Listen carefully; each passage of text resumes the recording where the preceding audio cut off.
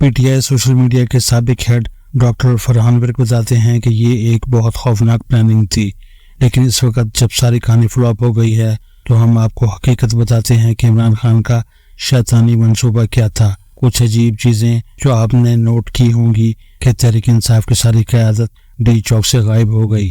دوسرے گھنٹہ پور کا بھی ڈی چوک سے فرار ہونا، کیا یہ محض اتفاق تھا یا یہ لوگ واقعی بھاگ گئے؟ ایسا کچھ نہیں۔ عمران خان کو جیل میں ہر ملاقات میں تحریک انصاف کے لیڈرز یہ بتاتے ہیں کہ جناب انقلاب دستک دے رہا ہے، لوگ حکومت کو گالیاں دے رہے ہیں، حکومت سے شدید نفرت ہے، آپ اشارہ دیں تو عوام جیل توڑ دیں گے۔ یہ سب سن کر عمران خان کے ذہن میں یہ خیال بیٹھ گیا کہ شاید حقیقت بھی یہی ہے، سو اس نے جیل میں یہ پلان بنایا کہ مجھے ایک اور 9 مئی کی کوشش کرنی چاہیے۔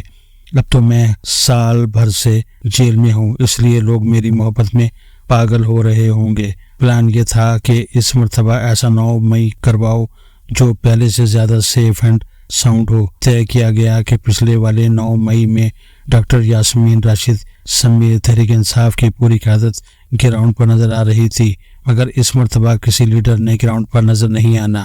منصوبہ بنا کہ یہ لوگ خیبر پختونخوا کے سرکاری وسائل استعمال کریں گے، وہاں سے پلوائی اور سادہ لباس میں ملبوس پولیس کے مسلح لوگ لائیں گے۔ راولپنڈی اسلام آباد میں پہلے ہی کافی افغانی ہیں، وہاں کا جتھا پہلے پہنچے گا، پیچھے سے گھنٹہ پور آ جائے گا، لیکن تحریک انصاف کی قیادت کہیں نظر نہیں آئے گی تاکہ یہ تاثر نہ ملے کہ لوگوں کو مشتعل پی ٹی آئی کے رہنما کر رہے ہیں۔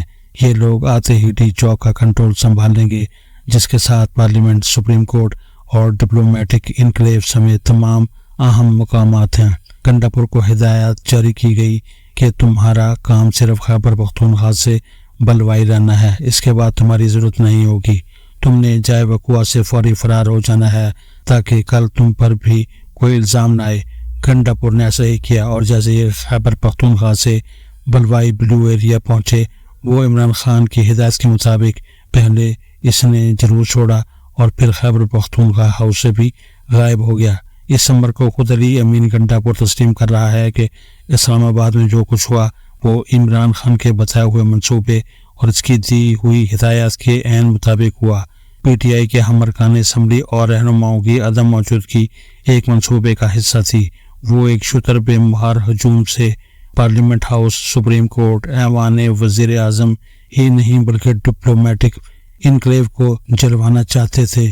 ڈاکٹر فرحان ورک بتاتے ہیں کہ ان بلوائیوں کے پہنچنے کے بعد اگلا قدم پنجاب میں بالخصوص لاہور، گجرانوالہ، وزیر آباد، گجرات، میاں والی سے لوگوں کا لانگ مارچ کروانا تھا کہ وہ سب ڈی چوک پہنچیں گے، عمارتوں پر حملہ کریں گے، ریاست مفلوج ہو جائے گی، فوج پیچھے ہٹ جائے گی، پھر عمران خان رہا ہو کر حکومت میں آ جائے گا۔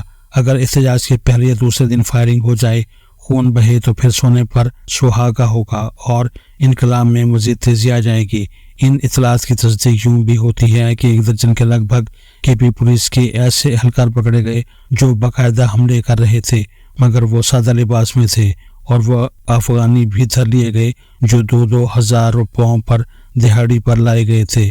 ان میں سے بعض کے پاس پیٹرول کی بوتلیں بھی تھیں اور انہیں کہا گیا تھا کہ مختلف جگہوں پر پیٹرول چھڑک کے آگ لگا دینی ہے۔ یہ تجزیہ اس لیے بھی کرینے کے آس لگتا ہے کہ پی ٹی آئی اس سے پہلے سپریم کورٹ کی ایک اجازت کا غلط استعمال کرتے ہوئے اسلام آباد میں آگ لگا چکی ہے، اور اس کے ساتھ ساتھ لاہور میں پیٹرول بموں کے ساتھ پولیس اور رینجرز کا مقابلہ کیا جا چکا ہے۔ لیکن اللہ تعالیٰ کا کرم ہوا اور پاکستان میں فساد پھیلانے کی یہ کوشش ناکام ہو گئی، جس کی ڈاکٹر صاحب کے مطابق 5 وجوہات تھیں۔ پہلی، پنجاب سے تحریک انصاف کی مقبولیت کا خاتمہ، دوسری، خیبر پختونخوا سے عوام کی زیادہ تعداد کا نہ ہونا کہ سرکاری مشینری اور ملازمین کے باوجود یہ کسی موقع پر بھی 5000 سے زیادہ نہ ہو سکے، تیسرے، مجمع میں موجود عوام کا خود بھی عمران خان کی توقعات کے برعکس فتنہ فساد کا موڈ نہیں تھا، وہ چاہ رہے تھے کہ قیادت آغاز کرے۔ اس کی ایک توجہ یہ بھی ہو سکتی ہے کہ کرائے پر لائے گئے لوگ علی امین گھنٹہ پور کے غائب ہونے سے مشتعل ہونے کے بجائے خوف زدہ ہو گئے۔ انہوں نے یہ سمجھا کہ اگر ایک وزیر اعلیٰ غائب ہو سکتا ہے اور پی ٹی آئی اس کا الزام اسٹیبلشمنٹ پر لگا رہی تھی تو ان کی اوقات کیا ہے، لہٰذا انہوں نے بھاگنے میں عافیت سمجھی۔ डॉक्टर फरहान विर्क कहते हैं कि इस नाकामी में चौथी बड़ी वजह जनरल फयाज के फसादी दिमाग की गैर मौजूदगी थी। बहुत सारे ज़राए का कहना है कि जनरल फयाज के साथी 2 रिटायर्ड ब्रिगेडियर जमान पार्क और कोर कमांडर हाउस लाहौर के हमलों की प्लानिंग करते रहे थे और वो फिजिकली मौजूद होकर तरबियत देते और रहनुमाई करते थे। वो कहते हैं कि 5वीं अहम तरीन वजह पेशावर में अफगान मुहाजिरीन के कमिश्नर की तब्दीली थी। एक सवाल जो टीवी चैनलों समेत हर जगह पूछा जा रहा है वो इस एहतजाज के मकासद और टाइमिंग है।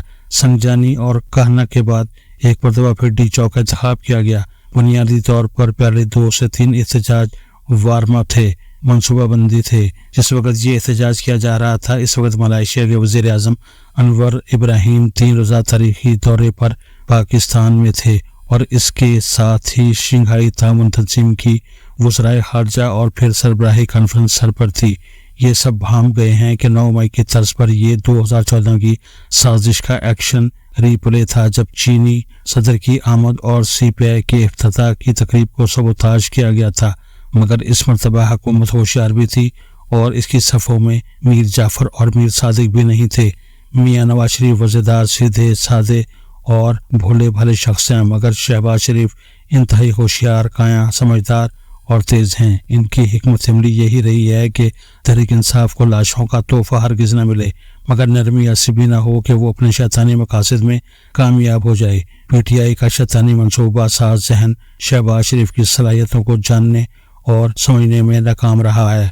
PTI खबरदार है कि जिसने फितने को इक़्तिदार के ऐवानों से निकालकर अडियाला की जेल तक पहुंचाया है वो इसे कहीं और पार्सल करने की भी सलाहियत रखता है।